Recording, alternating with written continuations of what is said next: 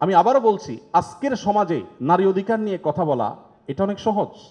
নারী অধিকার নিয়ে কথা বলা মানুষগুলোর জন্মেরও বহু বছর আগে প্রিয় নবী সাল্লাল্লাহু আলাইহি সাল্লাম শুধু নারী অধিকার নিয়ে কথা বলেন নাই, জীবন্ত কবরস্থ করা হতো যেখানে কন্যা সন্তানকে, সেই জায়গা থেকে তুলে নারীকে সবচেয়ে সম্মানের সর্বোচ্চ আসনে বসিয়ে তারপর তিনি দুনিয়া থেকে গেছেন।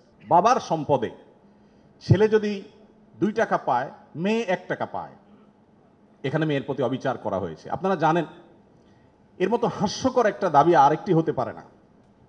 কারণ ছেলে বেচারা, এতক্ষণ শুধু মেয়েদের কথা বলছি, আসলে একটু ছেলেদেরকে আমরা দুর্বল হিসেবে দেখি। ছেলে বেচারা প্রাপ্তবয়স্ক হওয়ার পর বাবা মা তার ভরণ পোষণ দিতে বাধ্য নন। যদি বাবা মা বলেন যে তুমি প্রাপ্তবয়স্ক হয়ে গেছো, তোমার চাল ডাল তুমি জোগাড় করো, বাবা মা সেটা বলতে পারেন, সে রাইট তাদের আছে।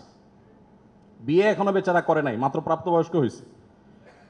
এরপর প্রাপ্তবয়স্ক হওয়ার পর যখন বিয়ে শাদী চিন্তা করে, বাপ মা এটা বলতেই পারেন যে বাবা তোমার বিয়ে শাদীর টাকা তুমি জোগাড় করো, আমি তোমার বইয়ের গহনা কিনে দিব, মোহর জোগাড় করব, তোমার খরচ খরচা দিব। এটা বাবা মা করতে বাধ্য নন শরীয়তের দৃষ্টিকোণ থেকে, ছেলেটা ছেলেকেই জোগাড় করতে হবে।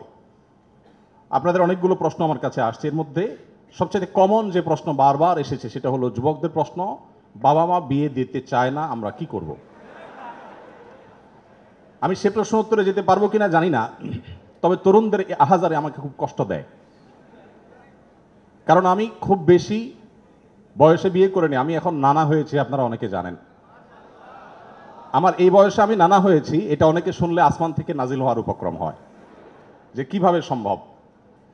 তো আমি বলি, আমি আমার সংসার জীবন গোছানো শেষ, আমি এবং আমার মিসেস সহ বাকি জীবন আরামের সাথে দেশ বিদেশ যদি ঘুরেও বেড়াই, আল্লাহ বিল্লাহ করে বাকি জীবন কাটিয়ে দিই, আমার কোনো টেনশন নাই, কারণ আমার সংসারের সব সেট আপ করা শেষ।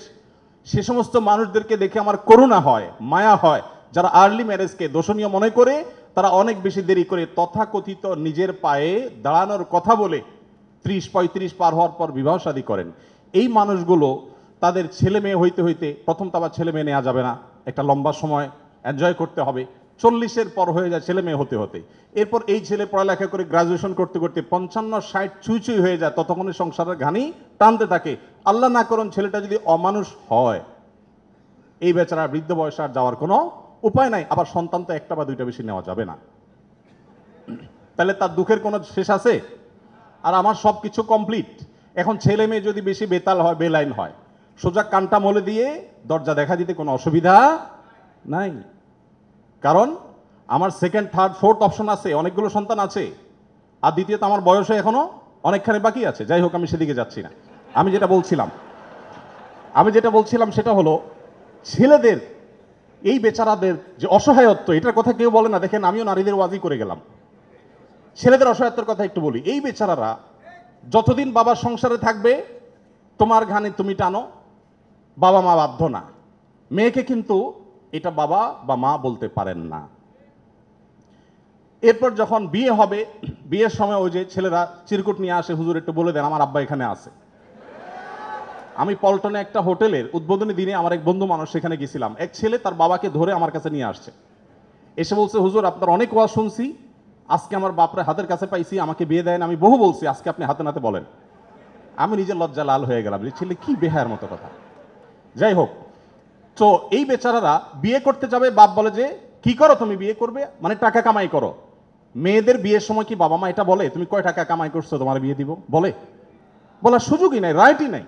এরপরে বিয়েটা যখন হয়ে যায়, এই বেচারা এতদিন নিজের পেট পালা লাগতো, এখন বউয়ের পেট পালো, ছেলে মেয়ের পেট পালো, অর্থাৎ তাদের রিজিকের ব্যবস্থা করো, তাদের উপার্জনের দায় দায়িত্ব তার। নিজের বাবা মা যদি বৃদ্ধ হয়ে যান, অসহায় হয়ে যান, তাদের দায়িত্ব তার। বাপের বাড়ি যাওয়ার সময় বাজারটা তার করতে হয়, শ্বশুর বাড়ি যাওয়ার সময় মিষ্টির প্যাকেটটার টাকাও তাকে দিতে হয়। শতভাগ খরচ ছেলের, শতভাগ খরচ কার? ছেলের। আর বাপের সম্পদে পাবে হলো 2 টাকা, 2 আনা, আর মেয়ে পাবে 1 টাকা। তার অন্যের খরচ তো দূরের কথা, নিজের খরচই তার উপরে বর্তায় না। ইসলাম কি তাকে কম দিয়েছে না বেশি দিয়েছে? একজনকে 2 টাকা দিয়ে বাজারে পাঠিয়ে বিরাট বড় ফর্দ দেখা দিয়েছেন, এতগুলো সব তোমাকে আনতে হবে। আরেকজনকে 1 টাকা দিয়ে বললেন যে তুমি শুধুমাত্র এই টাকা দিয়া যা খুশি তা করতে পারো। তাহলে এই 1 টাকা যাকে দেওয়া হয়েছে তার অধিকার কি কম দেওয়া হয়েছে না বেশি দেওয়া হয়েছে?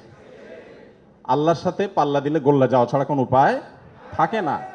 যারা নিজের বিবেক দিয়ে আল্লাহ সুবহানাহু ওয়া তাআলার বিচারকে, বিশ্লেষণকে বিচার করতে চায়, তারা আল্লাহর উপরে ওই যে খোদার উপরে খোদাগিরি বলে, যে সে মূর্খতা ছাড়া আর কিছুই করছে না। আমি শ্রদ্ধা রেখে তাদের প্রতি এটা বলতে বাধ্য হলাম।